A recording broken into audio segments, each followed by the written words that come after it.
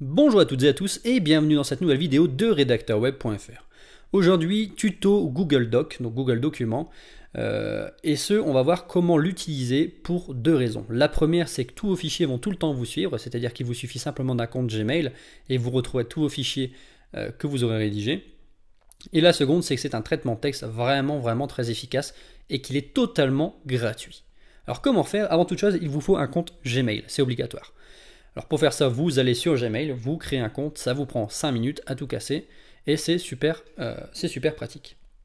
Une fois que vous avez ça, vous allez avoir ici votre petite icône et vous allez pouvoir aller dans votre Drive. Donc vous allez cliquer ici sur ce carré, vous allez aller dans le Drive et vous allez voir que vous allez accéder à une sorte, enfin ce que Google appelle le coffre-fort. C'est-à-dire que tout ce qui va être dans le Drive, vous pourrez le retrouver de n'importe quel PC, de n'importe où dans le monde, simplement en vous connectant sur votre compte Gmail. Donc ce qui est vraiment super pratique. Alors comment faire maintenant pour créer le fichier Google Doc? Eh bien vous allez simplement aller dans Nouveau. Donc là on va cliquer sur Nouveau. Et vous allez cliquer sur Google Doc.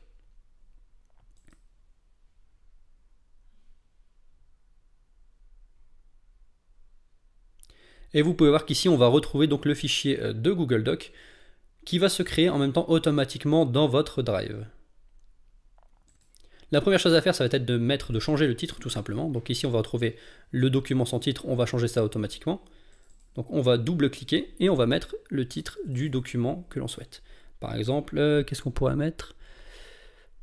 Rédaction. Allez hop.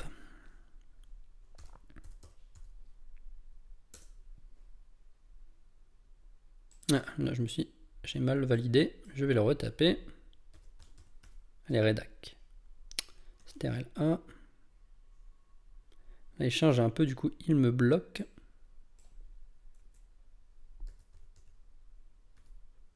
Voilà, rédac. Je clique en dehors et le titre se modifie automatiquement. Donc là, ce qui est génial maintenant, c'est qu'on va pouvoir taper notre texte. Donc là, ce que je vais faire, eh bien, je vais copier-coller un texte directement d'Internet.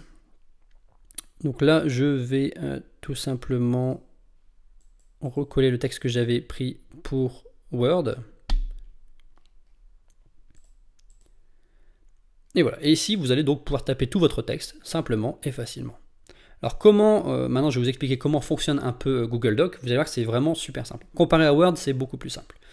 Alors ici, vous n'avez pas besoin déjà d'enregistrer, tout s'enregistre automatiquement. C'est-à-dire qu'à chaque fois, et vous allez voir ici, suivez bien là, je vais taper un texte et vous allez voir que ça va s'enregistrer automatiquement. Enregistrement en cours, voilà. Je viens de terminer de taper mon texte, tout a été enregistré. Donc c'est génial, vous n'avez pas besoin d'y penser, ça va enregistrer automatiquement vos textes. Alors Word le fait aussi, mais il faut retrouver les fichiers derrière, alors que Google Doc va vous l'enregistrer automatiquement. Comment créer votre titre dans Google Doc? Eh bien, de la même manière que pour Word, l'avantage de Google Doc, c'est que vous allez pouvoir préformater vos titres. Donc encore une fois, pour WordPress ou pour vos e-books par exemple. Et on le retrouve ici, titre 1, titre 2, titre 3, etc. Et on voit qu'il détecte le titre 1 que j'avais créé dans Word. Donc pour vous dire que tout est vraiment bien coordonné. Ici, on a notre titre 2 qu'on pourrait remodifier pour mettre un titre 3, ce titre, etc. Vraiment très simple. Comment mettre en forme notre texte? Eh bien ici, on va cliquer sur bousculer. Donc là ici, on va mettre le B, encore une fois, même chose que dans Word. Je peux le mettre également en italique. Alors ici, le U, ce sera pour souligner. Le A pour changer la couleur du texte. Encore une fois, si vous voulez revenir en arrière, vous avez simplement à faire CTRL-Z. Et vous allez automatiquement annuler la dernière action. C'est la même chose que sur Word, pour ceux qui connaissent un petit peu. Comment ajouter un lien hypertexte? On sélectionne ici, on sélectionne la petite chaîne, insérer un lien, et ici vous pouvez taper votre lien ou mettre les liens qui sont en rapport que Google a trouvé. Tac. Alors là, moi je vais juste mettre ça pour juste que vous voyez comment apparaît un lien. Mais c'est vraiment très simple. De la même manière, pour mettre en forme votre texte, vous allez voir que c'est super simple. Vous avez tous les icônes qui sont regroupées ici. Donc là, aligné à gauche. Ici, on va pouvoir centrer notre texte. Aligné à droite, encore une fois, ce que personne ne fait jamais. Le justifier. Donc le justifier, c'est, je vais vous mettre ici, vous allez comprendre tout de suite. Voilà, c'est atteindre les marges à chaque fois à droite et à gauche. Certaines personnes aiment ça, d'autres ne l'aiment pas. Personnellement, je préfère aligner à gauche. Maintenant, chacun ses goûts. Là, ici, je vais le mettre au centre. Et voilà, on a créé donc notre fichier Google Doc. On l'a mis en forme d'une manière vraiment très simple, comme vous pouvez le voir. On peut changer également la police. Hop, on va mettre comic sans M.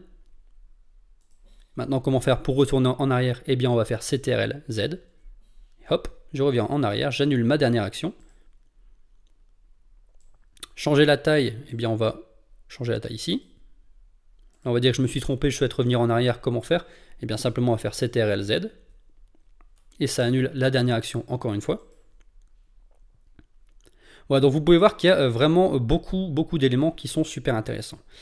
Autre chose qui peut vous aider, ajouter un commentaire. Par exemple, vous travaillez de manière collaborative avec d'autres personnes et vous souhaitez mettre, par exemple, on va dire que cette ville-là, vous n'êtes pas sûr que ce soit vraiment ça. Vous pouvez mettre, par exemple, êtes-vous certain? Tac, je vais commenter. Et voilà. Et la personne, quand cette personne va ouvrir ce texte, va voir mon commentaire. Et de ce fait-là, va pouvoir reprendre le texte et vérifier ses sources, etc., etc. De la même manière, quand cette personne va cliquer sur le commentaire, elle va pouvoir répondre. Par exemple, oui, non, pas du tout. Tadam! Et voilà. Et là, on vient de voir qu'ici, telle personne a posé cette question-là, l'autre personne a répondu. Donc, c'est vraiment pratique pour le travail en collaboratif. Parce que vous pouvez également partager votre fichier. Alors, je vais vous montrer ça tout de suite. Je ferme mon fichier.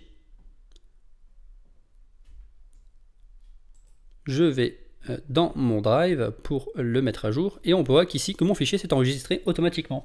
Et vous pouvez voir que je n'ai rien fait. Maintenant, on va dire que je souhaite travailler de manière collaborative. Je fais bouton droit et je fais partager. Et là, je vais mettre tout simplement les adresses des personnes avec qui je souhaite partager mon texte et elles vont le recevoir automatiquement. Alors attention à bien ici mettre modification autorisée. Si vous mettez simplement lecture, la personne pourra uniquement lire le texte. Si vous mettez commentaire, la personne pourra faire comme on vient de le voir, mettre uniquement des commentaires. Et modification, cette personne aura accès à la modification totale du document. Voilà. Je double-clique pour ouvrir mon document. Et on va continuer donc notre petit tuto de Google Doc.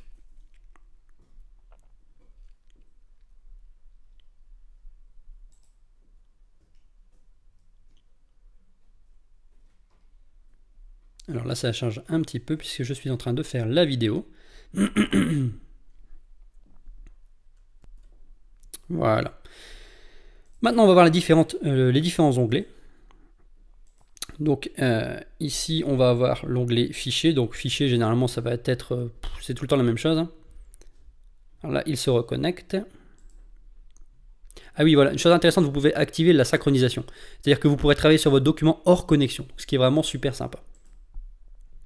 On va voir par la suite comment faire, vous allez voir que c'est vraiment très simple. Donc là ici, voilà, vous pouvez ouvrir, renommer, etc. Tout ce que vous retrouvez tout le temps dans un fichier. Mais ce qui peut être également intéressant, voilà, ça peut être les détails du document si vous le souhaitez. Par exemple, si vous souhaitez avoir l'auteur, la date de création, etc. etc. Pardon. Dans outils, alors je ne sais plus exactement si c'est dans outils ou format. Alors on va aller dans l'ordre tout simplement. Donc édition, on retrouve le fameux CTRL-Z dont je vous ai parlé pour annuler la dernière action. De la même façon que sur Word, vous pouvez rétablir la dernière action si vous avez fait trop de fois CTRL-Z en faisant CTRL-Y ou en allant dans ce menu-là. Mais bon, comme on cherche tout le temps à gagner du temps, ce sera beaucoup plus simple de faire CTRL-Z. Autre chose ultra intéressante, c'est de rechercher et remplacer. Pourquoi? Admettons que vous ayez un document de plusieurs dizaines de pages. Vous avez fait une faute sur un mot et vous souhaitez bien tout simplement le remplacer dans chaque page, mais vous n'avez pas envie de chercher où se trouve chaque mot. Eh bien, vous allez le faire à l'aide de cet outil. Par exemple, nous, on souhaite changer Toulouse. Là, vous voyez, il me détecte toutes les fois où j'écris Toulouse. Et on souhaite le remplacer par Paname. Et là, je vais tout simplement tout remplacer. On peut voir ici, Paname, Paname, tout a été remplacé. Donc c'est super pratique. Par exemple, vous avez écrit un nom propre, vous avez oublié les majuscules, vous êtes trompé, vous avez fait une faute sur un mot et vous en êtes rendu compte beaucoup trop tard sur les pages, à la fin du texte. Donc vous pouvez faire tout simplement édition, rechercher et remplacer. Et ça, c'est vraiment super génial. Ici, affichage, vous pouvez travailler en mode plein écran. C'est la chose la plus intéressante. Les différents modes, c'est pas plus intéressant que ça. Insertion, bah là vous retrouvez tout ce que vous pouvez insérer. Vous voulez mettre une image, vous voulez mettre un lien, dessin, graphique, les tableaux également, les commentaires, bon ça on l'a vu directement dans la barre d'onglet. Vous pouvez également mettre des numéros de page, donc ça c'est super pratique si eh bien, vous travaillez sur un e-book par exemple, donc un livre électronique. Je le répète encore, vous pouvez télécharger gratuitement dans la description l'e-book pour en savoir plus sur le métier de rédacteur web, et ainsi vous aussi eh bien, commencer à travailler sur internet comme je le fais moi-même. Vous pouvez également insérer une en-tête et des pieds de page, alors ça c'est super intéressant pour mettre par exemple, pour que ça apparaisse automatiquement sur chaque page. Donc ça c'est vraiment pratique, là vous voyez mon en-tête, j'ai mis livre ici. Je peux également insérer un pied de page qui apparaîtra également automatiquement à la fin de chaque page. Voilà, tac. Par exemple, je peux mettre le site web que je possède, redacteurweb.fr, et il apparaîtra automatiquement sur chaque page. Et ça, c'est vraiment génial, surtout si vous écrivez des e-books, puisque vous n'aurez pas à chaque fois à le rajouter. Voilà, donc là, vous pouvez également mettre mettre une table des matières. Donc si vous souhaitez, créer un sommaire, tout simplement. Hein. Et là, il va reprendre automatiquement les titres que j'ai créés. Donc titre 1 et les sous-titres. D'où l'importance, si vous créez un e-book, de bien sélectionner ces titres-là lorsque vous allez créer votre document. À chaque fois de sélectionner titre 1 uniquement pour le titre du texte. Alors ça tout simplement parce que si vous travaillez également sur WordPress en tant que rédacteur web, vous allez pouvoir copier-coller directement le texte et toute votre hiérarchie va être gardée.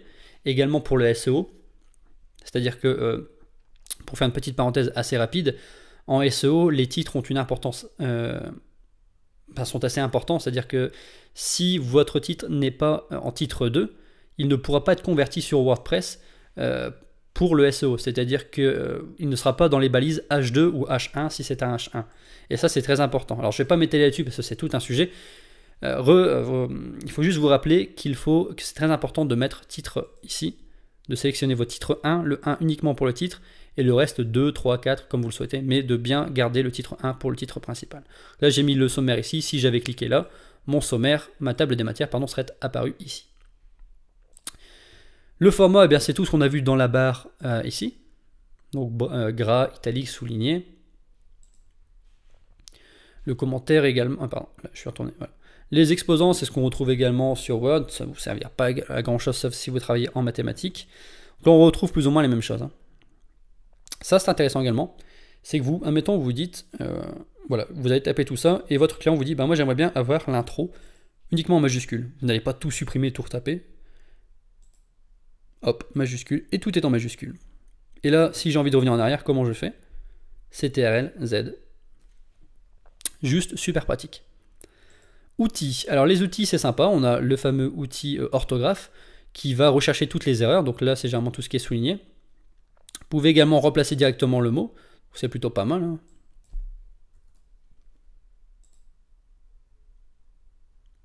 Et ainsi de suite. Donc ce qui peut être assez sympa pour faire une vérification rapide. Alors attention, ça je le répète, je l'avais dit pour le tuto sur Word que j'ai fait. Mais ce n'est pas parce qu'il va vous corriger certaines fautes qu'il va tout vous corriger. Hein. Ça va juste, on va dire, vous déblayer excusez-moi, vous déblayer le terrain, mais il faut vraiment recorriger par vous-même à tête reposée. On a également la saisie vocale, ce qui peut être assez sympa. Je vais essayer de la tester en live, mais ça risque de pas être. Alors, on va essayer de la taper pour voir si ça fonctionne bien là. Hop, là j'active mon micro et maintenant on va voir si ça fonctionne vraiment. Eh bien on peut voir que ça fonctionne plutôt pas mal, hein, je pense. Donc là voilà, si vous voulez vous en servir également comme tout simplement comme logiciel pour lorsque vous voulez faire de la diction, eh bien c'est plutôt super sympa apparemment. Voilà, donc vous avez. Enfin, ça fonctionne plutôt pas mal, la saisie vocale. Alors, le nombre de mots, c'est super sympa. Encore une fois, si vous travaillez en tant que rédacteur web, votre client va vous dire, voilà, moi, je veux un texte de 1500 mots. Forcément, vous n'allez pas compter mot à mot tout ce que vous avez tapé. Vous cliquez sur nombre de mots, et vous avez le nombre de mots qui se trouve dans le texte, le nombre de caractères. Alors, nombre de caractères, ça peut être sympa si vous faites des métadescriptions, par exemple. Et le nombre de pages. Donc, c'est plutôt vachement sympa. Autre chose, qu'est-ce qu'on va retrouver? Traduire le document. Bon là par contre ça c'est pas vraiment super technique. Tableau, bien tout simplement pour insérer un tableau. Hein. Donc là, vous pouvez, tac, tac, tac. Et là, voilà, vous allez voir que ça s'agrandit automatiquement en fonction du tableau que vous voulez agrandir. On va peut-être pas en insérer là. Et les modules complémentaires. Alors ça peut être super intéressant si vous voulez par exemple ajouter un correcteur automatique, si vous voulez ajouter un traducteur, si vous voulez ajouter un logiciel qui va publier automatiquement vos textes. Voilà, vous avez beaucoup de modules complémentaires que vous pouvez télécharger et ajouter à votre document Google. Donc c'est vraiment, vraiment super pratique. Vous pouvez également partager votre document directement en cliquant ici. Là, vous allez voir que ça va être la même chose que ce qu'on a vu tout à l'heure quand j'ai fermé la fenêtre et que j'ai cliqué sur partager. Donc là, vous tapez l'email, le Gmail de la personne pour lui envoyer et lui donner l'accès donc à l'écriture, à la modification ou uniquement aux commentaires. Et voilà, vous avez tout pour maîtriser Google Documents. Si vous avez une question spécifique, si vous avez une remarque, n'hésitez pas à me la mettre en commentaire. Également, si vous êtes bloqué et que je peux vous débloquer, eh bien, n'hésitez pas à me le mettre en commentaire. J'essaierai de vous aider de mon mieux. Encore une fois, n'hésitez pas à me mettre un petit pouce bleu et à partager la vidéo, ça fera super plaisir. Et puis, eh bien, vous avez l'ebook gratuit à votre disposition si jamais vous aussi vous souhaitez devenir rédacteur web et en savoir plus sur ce métier. Voilà, je vous remercie beaucoup d'avoir suivi cette vidéo et je vous dis à bientôt pour un prochain tuto.